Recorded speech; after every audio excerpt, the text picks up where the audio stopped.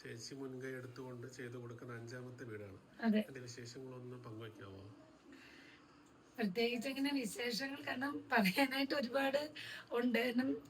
ഒരുപാട് ആവശ്യക്കാരുണ്ട്. നമ്മുടെ ഈ നാട്ടിൽ എല്ലാവർക്കും വീടും ഭൂമിയൊക്കെ ഉണ്ടെന്ന് പറയപ്പെടുമ്പോഴും ഒരുപാട് പേര് ഇതൊന്നും ഇല്ലാതെ നിൽക്കുന്ന ഒരുപാട് പേരുണ്ട്. അപ്പം എനിക്ക് ദിവസം എന്നോണം എനിക്കൊരു 100 പേരെങ്കിലും എന്നെ വിളിക്കാറുണ്ട്. ഒരുപാട് പ്രശ്നങ്ങളും വരാറുണ്ട്. ഇപ്പോ വീണ യാദൃശികമായിട്ട് എവിടുന്ന വീണ എന്റെ നമ്പർ കിട്ടി? എന്റെ പൊന്നെ റിക്വസ്റ്റ് എങ്ങാണ്ട് അങ്ങനെ അയച്ചിട്ട് നമ്പർ കിട്ടിയിട്ട് ഇവിടെ കൊടുങ്ങല്ലൂര് ഒരു ഷൂട്ടിംഗ് ലൊക്കേഷനിലാണ് വീണ എന്നെ ആദ്യമായിട്ട് കാണാൻ വരുന്നത്.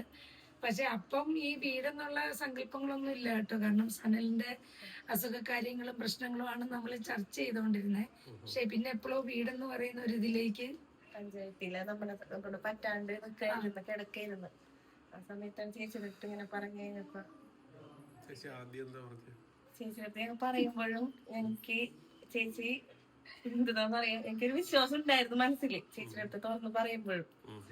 പക്ഷെ ആ വിശ്വാസം എനിക്ക് ഇതുവരെയായിട്ട് തെറ്റിയില്ല. ഈ നിമിഷം മതി ഇത് വരെ എത്തി.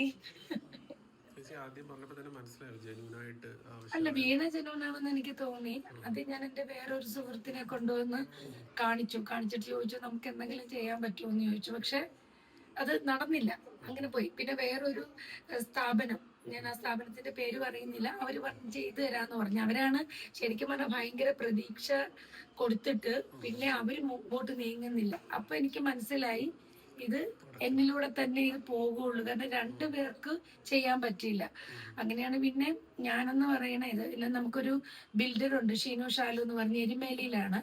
അദ്ദേഹത്തെ വിളിച്ചു. അപ്പൊ അദ്ദേഹത്തെ വിളിച്ചപ്പോ അദ്ദേഹം വന്ന് കണ്ടു. അദ്ദേഹം പൈസയൊന്നും മേടിക്കാതെ തന്നെ ഇവിടുത്തെ സാധാരണ കോൺട്രാക്ടർ എന്ന് പറയുമ്പോൾ ഇതുണ്ടല്ലോ. പിന്നെ എരുമേലിയിൽ നിന്ന് പുള്ളി 2-3 പ്രാവശ്യം ഇവിടെ വന്നു. പുള്ളി വേണ്ട നിർദ്ദേശങ്ങളെല്ലാം ഇവർക്ക് കൊടുത്തിട്ട് പണിക്കാരോട് നിർദ്ദേശങ്ങൾ കൊടുത്ത് ചെയ്തുകൊണ്ടിരുന്നു. അതുകൊണ്ടാണ് ഇത്രയും ഒരു പെർഫെക്ഷൻ അല്ലെ, നമുക്കൊരു നല്ല പെർഫെക്ഷൻ വന്നത്. അപ്പൊ പുള്ളി അതിനൊരു രൂപ പോലും ഒരു ഫീസ് മേടിക്കുകയോ അല്ലെങ്കിൽ ഒന്നും മേടിക്കുകയോ ചെയ്തിട്ടില്ല. അപ്പം നമ്മളെ സഹായിച്ച ആൾക്കാർക്ക് ഒരുപാട് നന്ദിയുണ്ട്. അതോടൊപ്പം എന്റെ കൂടെ തന്നെ, അതായത് ചേച്ചി ധൈര്യമായിട്ട് നിൽക്കൂ എന്ന് പറഞ്ഞിട്ടെന്നാണ് ബിൽഡർ ഷീനു നിന്നിട്ടുള്ളത്. എരുമേലിയിലാണ് ഷീനു. അപ്പൊ അങ്ങനെ ഷീനുവിന്റെയും കൂടെ ഒരു സഹായത്തോട് കൂടിയിട്ട് ഒരുപാട് പൈസകളൊന്നും നമുക്ക് അനാവശ്യമായിട്ട് ചെലവാകാതെയാണ് ഈ വീട് നമുക്ക് ചെയ്യാൻ സാധിച്ചത്.